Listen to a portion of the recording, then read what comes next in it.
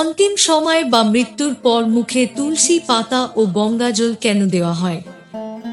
হিন্দু ধর্মে মৃত্যুর সময় অথবা মৃত্যুর পর মুখে তুলসী পাতা ও গঙ্গাজল দেওয়ার একটি গভীর আধ্যাত্মিক ও শাস্ত্রসম্মত বিশ্বাস রয়েছে।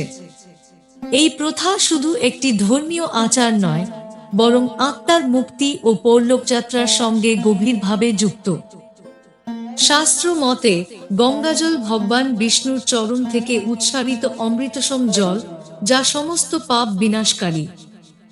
বিশ্বাস করা হয় জীবনের শেষ মুহূর্তে যদি গঙ্গাজল মুখে দেওয়া যায়, তবে ব্যক্তি সারা জীবনে অজান্তে বা জেনে করা পাপ থেকেও মুক্তি লাভ করে। গঙ্গার জল আত্মার জন্য মোক্ষের দ্বার উন্মুক্ত করে এবং তাকে বিষ্ণুলোকের পথে অগ্রসর হতে সাহায্য করে। তুলসী ভগবান বিষ্ণুর কাছে সর্বাধিক প্রিয়। তুলসীকে লক্ষ্মীস্বরূপা বলা হয় এবং বিষ্ণু ভক্তির প্রতীক হিসেবে মানা হয়। মৃত্যুর সময় মুখে তুলসী পাতা রাখলে আত্মা বিষ্ণু স্মরণে স্থিত হয় এবং বৈকুণ্ঠ লাভ করে, এমন বিশ্বাস গরুড় পুরাণে স্পষ্টভাবে উল্লেখ আছে। বলা হয় তুলসী ও গঙ্গাজলের উপস্থিতিতে যমদূতরা কাছে আসতে পারে না এবং বিষ্ণুদূতরা আত্মাকে রক্ষা করে। এর ফলে আত্মাকে নরযন্ত্রণা ভোগ করতে হয় না এবং শান্তিপূর্ণভাবে পরলোকগমন ঘটে। যখন কোনো ব্যক্তি শেষ নিঃশ্বাস ত্যাগ করছেন, সেই মুহূর্তে যদি মুখে তুলসী পাতা ও গঙ্গাজল দেওয়া যায়, তবে তার প্রাণ শান্তিতে দেহত্যাগ করে। আত্মা কোনো প্রকার কষ্ট বা ভয় অনুভব করে না। এমনকি যদি মৃত্যুর পরে এই আচার পালন করা হয়, তবুও তা আত্মার কল্যাণে সহায়ক বলে মনে করা হয়। তাই হিন্দু ধর্মে এটি অন্ত্যেষ্টিক্রিয়ার একটি অবিচ্ছেদ্য অংশ।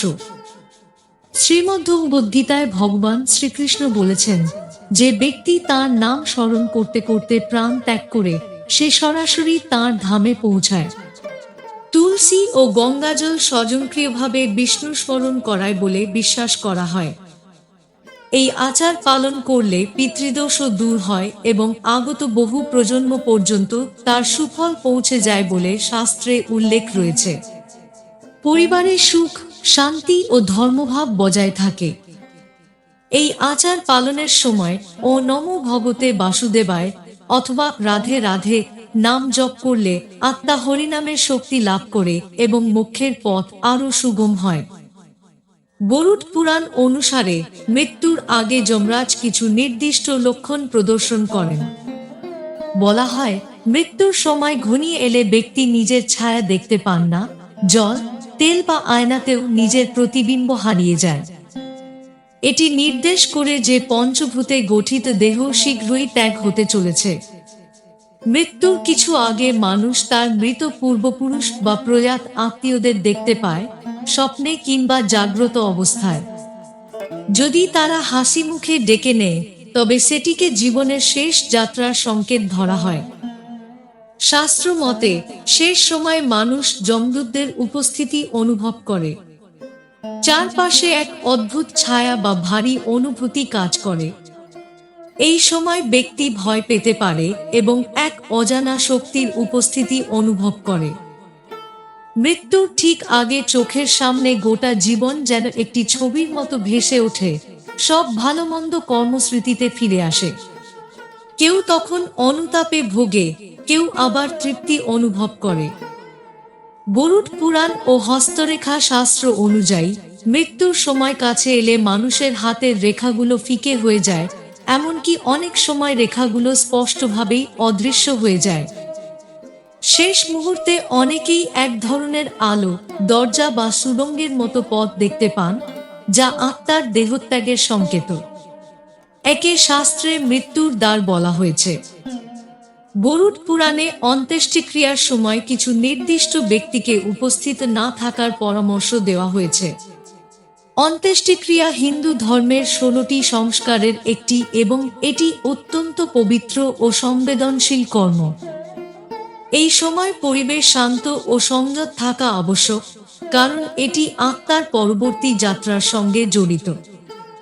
গর্ভবতী মহিলাদের শ্মশানে যাওয়া নিষেধ বলা হয়েছে, কারণ শোক ও নেতিবাচক শক্তি তাদের মানসিক অবস্থার উপর এবং গর্ভস্থ শিশুর উপর প্রভাব ফেলতে পারে। ছোট শিশুদের ক্ষেত্রেও একই কথা প্রযোজ্য, কারণ চিতা, আগুন ও কান্নার দৃশ্য তাদের মনে ভয় সৃষ্টি করতে পারে। অসুস্থ ও হৃদরোগী ব্যক্তিদের জন্য এই পরিবেশ ক্ষতিকর হতে পারে। যাদের বাড়িতে সম্প্রতি মৃত্যু হয়েছে এবং যারা সুদকে রয়েছেন, তাদেরও অন্যের অন্ত্যেষ্টিক্রিয়ায় অংশ নেওয়া উচিত নয়। এছাড়া যারা অত্যন্ত আবেগপ্রবণ বা অসহ্য দুঃখে ভেঙে পড়েছেন, তাদের দূরে থাকাই শ্রেয়, কারণ অতিরিক্ত ক্রন্দন আত্মার শান্তিতে বিঘ্ন ঘটায় বলে বিশ্বাস। গীতার অমূল্য উপদেশ অনুযায়ী মানুষকে ফলের চিন্তা না করে কেবল নিজের কর্তব্য পালন করা উচিত। সুখ দুঃখ লাভ ক্ষতিকে সমভাবে গ্রহণ করলে মানসিক শান্তি আসে। আত্মসংযম, বিনয়, জ্ঞান, ঈশ্বরভক্তি ও কর্মনিষ্ঠাই জীবনের প্রকৃত পথ। এরপর বর্ণিত হয়েছে এক হৃদয় বিদারক কাহিনী, যেখানে এক নারী 20 বছরের দাম্পত্য জীবনের পর সন্তান লাভ করেন, কিন্তু সেই সন্তান মাত্র 20 দিনের মধ্যেই মৃত্যুবরণ করে। শোকে মাতাল সেই মা শিশুর মৃতদেহ বুকে নিয়ে এক সিদ্ধ মহাত্মার আশ্রমে পৌঁছান এবং সন্তানকে সাময়িকভাবে জীবিত করার অনুরোধ করেন। মহাত্মা প্রথমে রাজি না হলেও শেষ পর্যন্ত তার করুণ অবস্থা দেখে 2 মিনিটের জন্য আত্মাকে ফিরিয়ে আনেন। সেই 2 মিনিটে আত্মা জানায় যে এই সম্পর্ক মায়ামাত্র। পূর্বজন্মের কর্মফলের হিসাব চুকাতেই সে সন্তান রূপে এসেছিল। পূর্বজন্মে যে কষ্ট দেওয়া হয়েছিল, তার প্রতিফলন হিসেবেই এই জন্মে সেই শোক ভোগ করতে হয়েছে। হিসাব শেষ হওয়ার পর আত্মা আবার দেহত্যাগ করে। মহাত্মা তখন শিক্ষা দেন যে সংসারের সব সম্পর্কই কর্মবন্ধনে আবদ্ধ। যতদিন হিসাব থাকে ততদিন সম্পর্ক থাকে, হিসাব শেষ হলে বিচ্ছেদ অনিবার্য। এরপর আরেকটি গল্পে বলা হয়েছে মনুপী ছাগলের কথা, যার তৃপ্তি নেই।